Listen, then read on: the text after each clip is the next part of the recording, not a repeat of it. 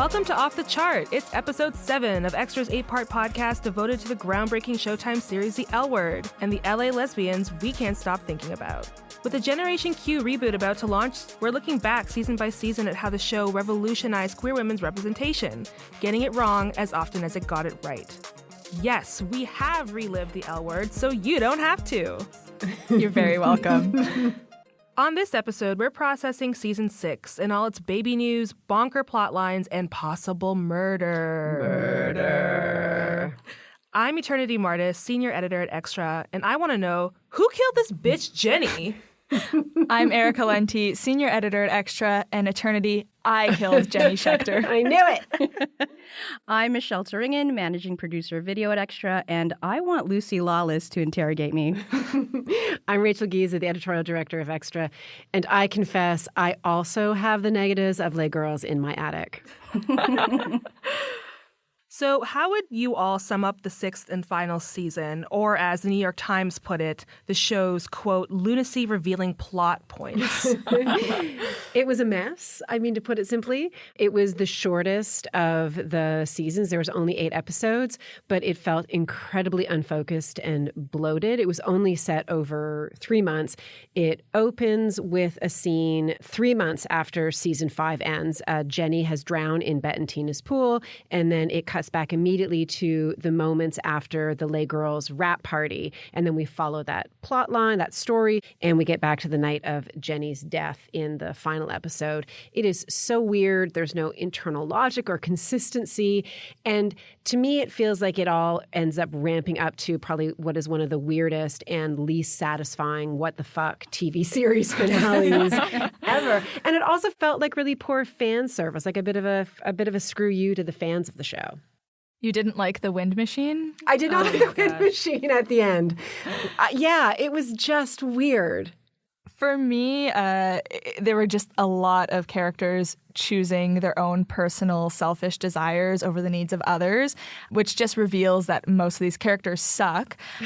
We see it with Jenny, obviously, no surprise there, when she pushes Shane around through the start of the season without really considering what Shane wants or needs in their relationship. Jenny also doesn't give a shit when she steals Alice's screenplay idea. She's a jerk. Alice grapples with this idea when she recants her stance on outing people, and she really learns what that can do to their lives, which was nice. And then most heartbreakingly, Max gets left in the middle of the night by Tom when Tom can't deal with Max's pregnancy. I was totally shattered. Like, these characters are so selfish and self-absorbed. They suck. I'm going to take a flip side to that idea because I think there were actually many tests of loyalty in the final season. Jenny is constantly testing Shane on her ability to make their relationship work. Helena tests Dylan on her true feelings and her intentions. Alice and Tasha's relationship is tested when a new character, Jamie, enters their lives. And of course, collectively, the entire LA crew remain loyal to each other when they are being interrogated by the police about Jenny's death. Well, I would sum up this entire season as turfy, super turfy. It's really, really hard to watch Max's plotline throughout the season and his so-called friends constantly misgender him, push his pregnancy on him, from Tina and Bette telling him that he'll feel differently once the baby comes, to Jenny gifting him with a breast pump and then calling him selfish when he says he doesn't want to use a breast pump. And so none of this has aged well rewatching it, but at the same time, I feel like we're still having these conversations about trans and non-binary bodies, and even the fetus's right over the parents. So yeah, I would say nothing has really changed much. It's true.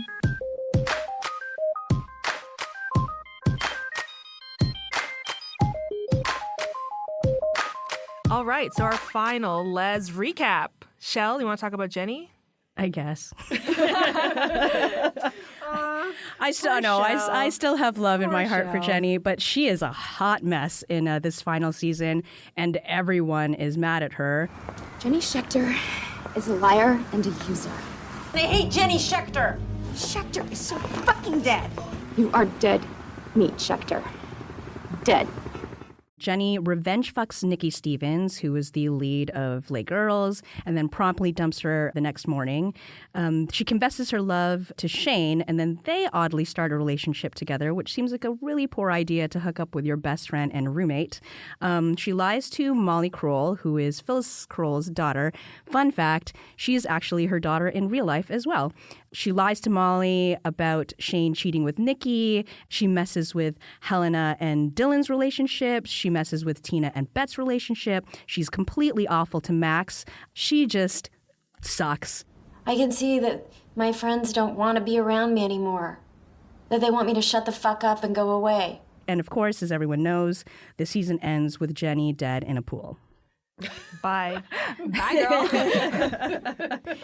So, what are your reactions to Jenny's death? Who wants to start? Like I said, well, who killed this bitch, Jenny? Would love to know, but I think that it was actually Alice. I've always thought it was Alice, and rewatching it again, I started to think maybe Jenny killed herself, but then there was this moment between Tasha and Alice towards the end where it sounds almost like Alice has confessed to killing Jenny. Did anyone else catch that? Yeah, I did a bunch of research following the series finale, and there's a whole cohort of people on the internet who think that Alice says, "I killed her" when she hugs Tasha. I think she's saying, okay, we need a lip reader or something. I don't buy into the theory. I think this was our idea for a serial-like podcast to investigate the death of Jenny Schecter. That's our next podcast. Do you remember where you were the night that Jenny Schecter died? I think that Jenny killed herself. I think that there was a lot of discussion about self-harm and suicide. I think she even says to Shane that she would kill herself without her. We're just beat over the head with the railing thing. So I think she probably just killed herself in the pool. And the video that she puts together for Bette and Tina does feel like a really long extended suicide note of sorts. So that's where I stand. Right. And after she's found dead in the pool, we get to see that clip of Jenny being like, "I won't forget you guys," and she's crying. And the railing thing that you're talking about is that the woman who is called a yikes, a dyke who doesn't know that she is a dyke is a yikes. She doesn't fix the railing, and there's a scene where Bette almost kind of has Jenny cornered up at the top of their room where the railing is. So there's a lot of different clues here. Why didn't Wheezy finish the railing? We're told 8 times. Maybe Wheezy did it. It was Wheezy the Yike. Wheezy had a handsome young fellow to go see, if you recall. Well, fun fact, back when this show first aired, there was supposed to be a spinoff with Alice in jail, I guess. So the theory back then when the show first came out was that Alice did do it, and then she was supposed to have this spinoff show with her, I don't know, in jail paying for it. But clearly that never played out. So there's all these theories that Jenny killed herself or whoever did. But that's a little fun fact. Eileen Chaikin cornered the market on the Orange is the New Black, the lesbian prison style show. Very prescient. Again, what I said it before, this to me just felt like such poor fan service for a show that meant so much to so many people who were watching it. I think it was a real failed experiment in trying to play with form. So when you have these the interrogation scenes where the detective is played by Lucy Lawless, who is Xena, warrior princess. So that era is very much a dyke icon of that era. But it was all shot in this really bad arty student film kind of way. And so I think that there was a desire to kind of play with some format or tone or genre and have this last season be somewhat of a murder mystery, which seems like a weird thing to do in a final season of a show that was really beloved and groundbreaking. I think that when Sopranos ended the way it did, just kind of going to black, and it's what happened. The finale of Lost was also controversial. I'm not over it. Wow. You've tapped into something here. But I think that likewise, this was one of those, there's not a person alive who found this a satisfying ending. And so it just felt super disappointing. And then, like we mentioned, the closing credits are all the actors kind of, first of all, walking seriously towards the police station, but then it becomes glam squad. So then it becomes a wind machine is going and they're doing a Tyra, they're walking like they're on America's Next Top Model, and it just feels tonally so off. Like, you just murdered a character or else had that character commit suicide and now we're glamorous. It was just so weird to me. It was such a disaster. With bongo versions of Betty. Yes. And Jenny is there. Jenny is with the glam squad, which I'm like, what? Like, I'm so confused. It made absolutely no sense. And that Betty version, like, can we just stop it with the Betty song? Like, stop making Betty happen, trying to make Betty happen. And like Rachel, when you said like they tried to experiment with form, I think today we have shows that actually executed that form properly. Like How to Get Away with Murder is an excellent example of how we took a murder mystery, worked backwards from there. Like, that is great. Scandal is great. And it felt like almost the ending of this was like when you see a theater show, you know, and everyone comes back out on stage, even though they've died in the show, the stage play, and everyone's like taking a final bow. That's almost what it felt like. Yeah. Yeah, it was like being at one of those like murder mystery dinners, like with like, you know, really bad acting. Yeah, it was so peculiar to me how this ended. All right, so next is Shane. So after hooking up with Nikki, Shane tries to make amends with Jenny. I realize that I've done a lot of fucked up shit in my life. I acknowledge that, but this is by far the most fucked up thing I have ever done. Is this the worst? Because I think that Shane did Carmen pretty dirty. Agreed. Yeah. Well, that eventually leads to her having a very creepy relationship with Jenny where they're suddenly in love, but then Shane quickly realizes that Jenny is awful and that Jenny has alienated all of their mutual friends, especially Alice and Bette. Shane is forced to choose between Jenny and the squad. She ends up choosing Jenny, but then realizes that Jenny has sabotaged her relationship with Molly and stole the Leg Girls' negatives. So how do we feel about Shane and Jenny being together? I don't get it. Like it just doesn't make sense. And I thought that the creepiest part of it was that scene when Shane is talking to Alice about why she's with Jenny. And Shane says, like, I've been entrusted to care for this person. And it kind of sounds like she's like describing the way she was with her brother Shay. And I was like, that's weird. Maybe don't describe your romantic partner like that. I didn't get it. No chemistry. They're terrible together. Yeah, I found the one kind of saving grace of this relationship was that when when a relationship does not work for Shane, she runs away. But there's that scene where they're at the club together and Shane actually says to Jenny, I gotta say, if I had to choose today between this relationship and our friendship, I'd have to choose the friendship. and it's like the one time where it's like she seems to like, trying not to be cheating, and she seems to like be really honest with her feelings, but then still ends up in this really disastrous relationship. I thought it was kind of nice that she did that. I can believe that Jenny would fall in love with Shane. That seems all pretty much in line with their characters. But then once they get into their relationship and you see how like Jenny is just being her usual Jenny self, and it's interesting that Shane like calls her out on it too. It's almost like her bestie side comes out and it's just like, are you putting on like the crazy Jenny show? Or are you trying to test me? So that part feels real to me, but the way in which Shane is sticking around seems really like not a reason to stay. So I bought it at first and didn't quite land in the end. I mean, this is what I mean by like all of the internal logic of the show is gone, because even though Shane has slept with everyone, Shane has not slept with any of her friends, right? Mm-hmm. So in the core friendship group, Bette has slept with Alice, and, Alice sleeps with Dana. And so within the friendship group, people have slept with one another in the group, but Shane has not slept with a single person in that friendship circle. And so it is so inconsistent that Shane would sleep with a friend in that way. That is something like of all the codes, like Shane doesn't have many codes around who she fucks, but that is one of them. This is the last thing that Shane would do, because I think that Shane has always been really protective of her friendship group. She's been really protective of her chosen family, and so wouldn't cross that line because those are the people she can't lose. And so it makes no sense. It just makes no sense. I also think it's interesting that like of all the people that would know that Jenny would go bonkers, it would be Shane who has been there in the closest way. And it's funny that she tells Alice, oh yeah, like if it turns into more, I'll be okay with it. And I think it'll be different. I'm like, are you sure about that? Have you met Jenny? Like, come on now. You would know. So why are you doing this? All right, so let's move on to Bette and Tina, to Bet, as I get to call them for the last time. Rachel, you want to take this one? Sure. We kind of come full circle with Bette and Tina. They seem happier and more balanced and stronger in their relationship than they've ever been. They have this kind of domestic bliss happening. They decide that they want to adopt another child and start renovations on their house. Tina pushes back against the studio, rebranding Les Girls, The Girls, and then selling it as a hetero love story.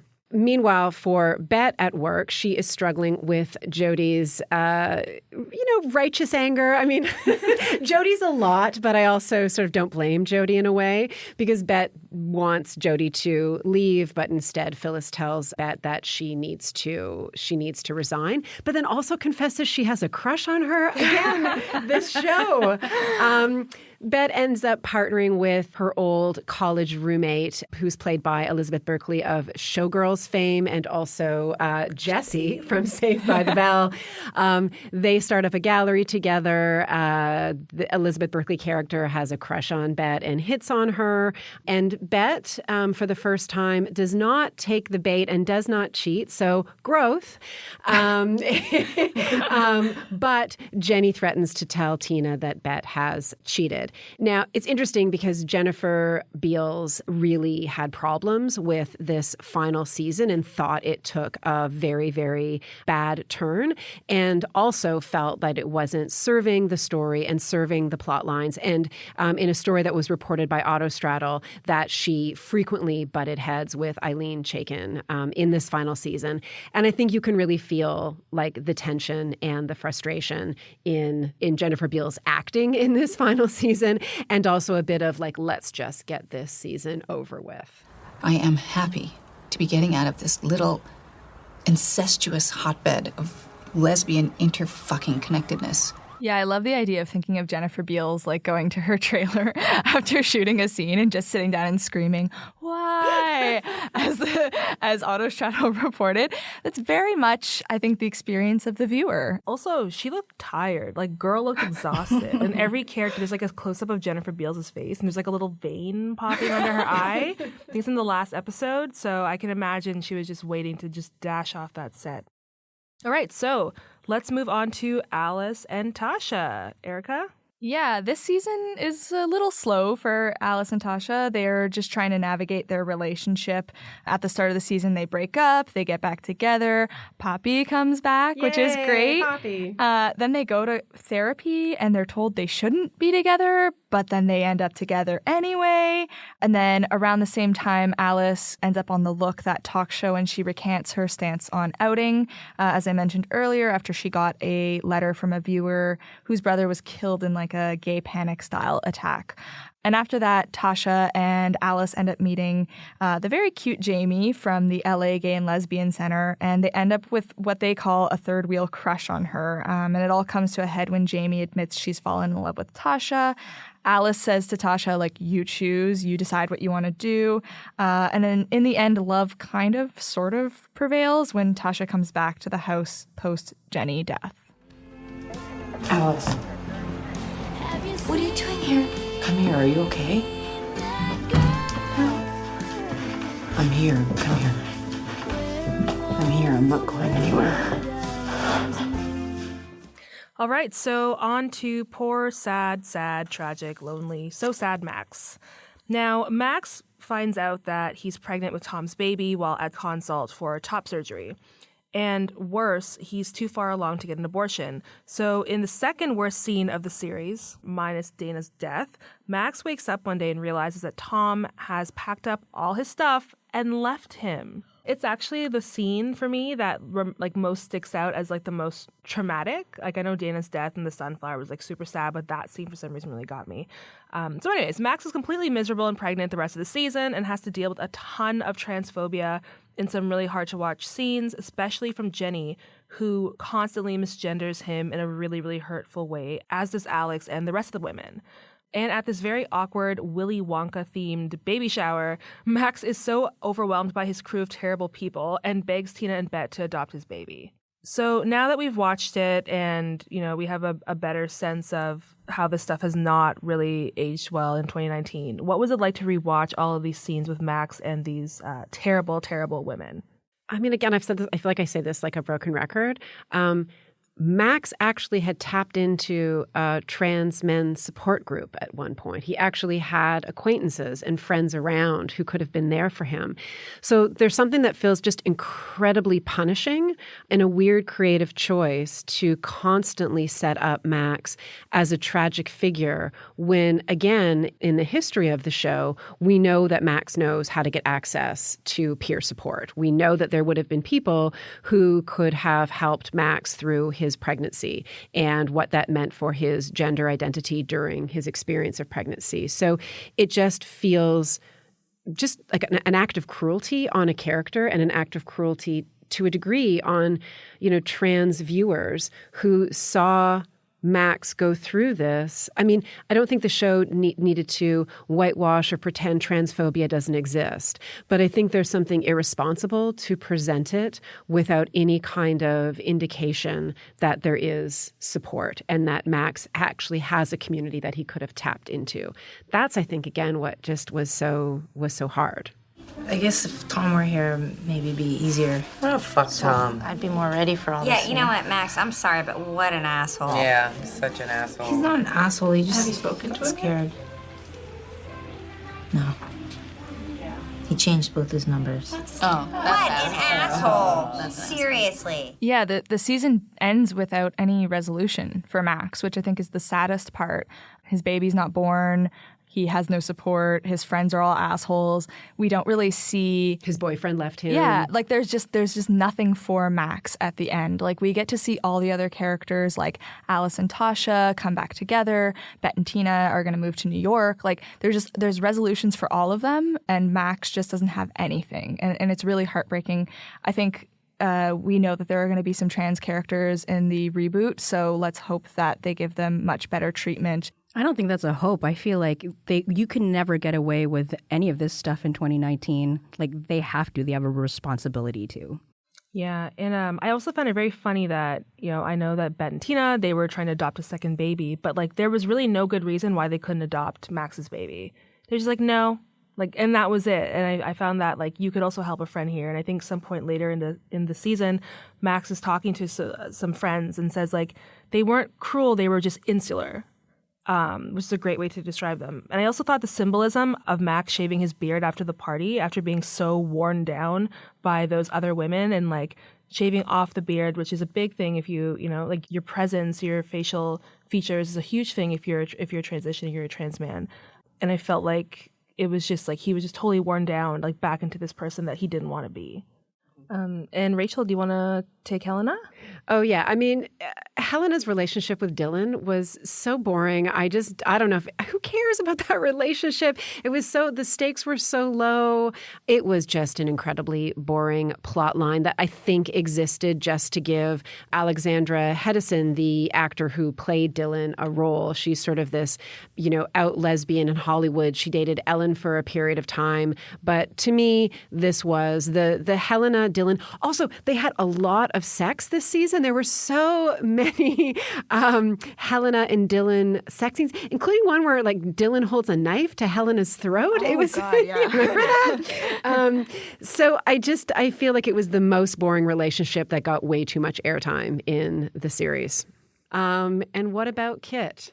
My girl Kit has come out on the other end, sort of, kind of. Doesn't have much, but has a man. So Kit falls for a straight drag queen called Sunset Boulevard. Who's lovely. He seems like such a lovely person. Yeah, he's a great guy. She's got some banging hairdos this season, like a very Cleopatra type look. I'm all for it. So I will say this is finally justice for Kit. I'll take it. Yeah, she has the club too, and she's got the planet. I mean, the only good thing about Helena is that she provides money. Like, that's the only thing she's good for. Yeah, Kit's been through a lot. Yeah. Like, she needs like a nice bumping club, some good hairdos, and a nice partner. And she looked like during the dance competition, she looked phenomenal in every single outfit. She did. Also, that great. dance scene, that whole dance thing, I totally loved it though. Like, that was the most alive Tasha has ever looked in the entire season. I feel like it's like your musical theater kid coming out for that whole. It is.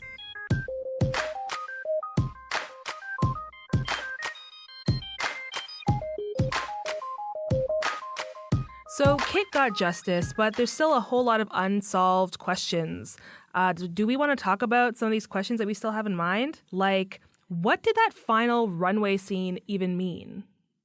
Why was Nikki in the bushes? Like, why was Nikki Stevens hiding in the bushes at Bette and Tina's house? And also, whatever happened to Carmen? I would have loved. We see her in the video, but I want to know where Carmen's at. Why didn't Wheezy finish that damn railing? What happened to Max's baby? Is everything okay? Yeah, and does Alice admit to killing Jenny? And if not, who killed Jenny? And does anyone even care? If anyone has any of their own theories or answers to these questions, please feel free to let us know at Xtra Magazine.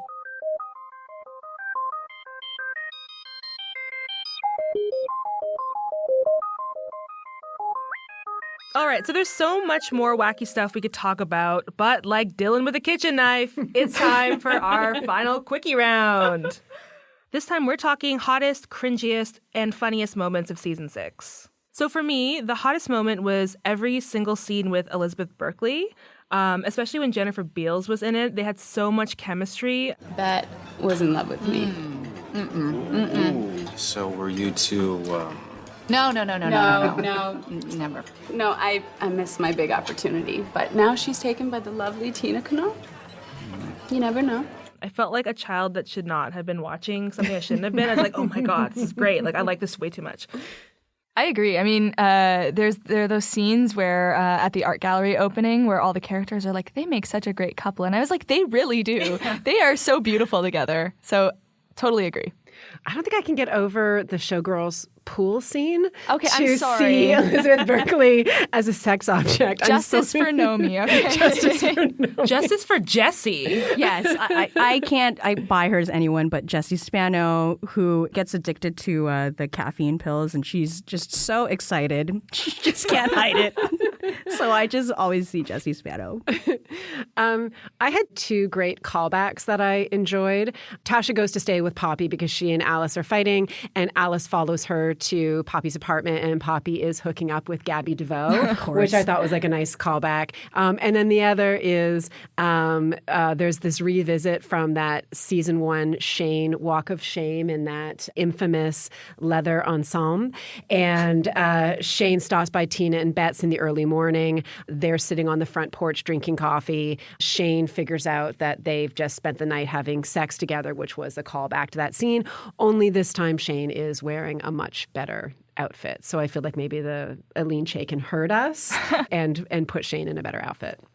I think we should rename the Walk of Shame to the Walk of Shame. I like it. I think that's a good when one. your Walk of Shame is in a leather outfit. Yes, or something that's like equally as embarrassing. Yeah. And how about the cringiest? We've talked a lot about the transphobia and gross stuff that happens to Max. The one thing that really stood out to me was in episode 4. How is the beautiful mother-to-be? It was just so uncomfortable to watch. And I think to your point, Shell, there's no way that the reboot could ever do anything like this. So I don't know what the writers were thinking there, but it made me super uncomfortable. So the cringiest moment for me in season 6 is Alice and Tasha end up at Poppy's place in the middle of a fight. And Alice is kind of playing with Poppy's decor and making fun of it. Beautiful. You got a problem with it? You have to admit it's a little tacky. It's her culture. It's not tacky. Oh, come on. Look at the hat. And kind of speaks to like Alice's overall like oblivion and her set of awfulness. So I was not into that. Well, and again, too, like in the case of Poppy, the show also leaned in to Poppy being a particular kind of character with a Mexican-American heritage. Right. And then to have it be the object of ridicule. Right. And even though Tasha corrects Alice, it doesn't land. It doesn't land, Yeah. right? So again, it sort of feels like you've created this character in this particular kind of way to set her up as an object of ridicule. Yes. For me, the cringiest, I will say it again, is that end credit scene where they're all walking. I will never get over it. It will always be burned into my mind. All of the women getting like driven to the police station and then walking out of the cars like it's a runway.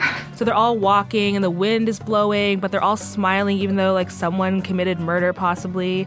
They also looked incredibly awkward doing it. There's a scene where Jennifer Beals looks at the camera, but then it's like, oh God, I looked too long, and then looks down and keeps walking. So it must have also been very cringy for them. And what about the funniest moments? I really love the scene when Alice realizes, like she connects the dots and realizes that Shane and Jenny are sleeping together. Because I think she really embodied all of the viewers in that moment. And she sends like a mass text to all of her friends. And like Helena falls off a treadmill and Kit doesn't know how to read a text message, which I was like, oh, this is so sweet. It was just burst into laughter in the middle of a meeting. Like, it's great. It's excellent. I would actually just like to know, we brought this up earlier, but about Wheezy. She doesn't know she's a dyke. That's because she's a yikes. Yikes. A dyke who doesn't know she's a dyke is a yikes. Is this like a real term? I have never heard that term Nor before. have I. Yikes. Okay, one of the funniest moments for me was towards the end of the season when all of a sudden Shane got super emo, like had the long black hair and the eyeliner and then like the suit look, like the dark clothes and the white tie, and looked a whole lot like Mikey Way. And it was the time of emo, like it was just kind of on the tail end of emo, so I thought that was pretty funny. We should bring Shane back for the My Chemical Romance reunion. I think that she should replace Mikey Way as bassist.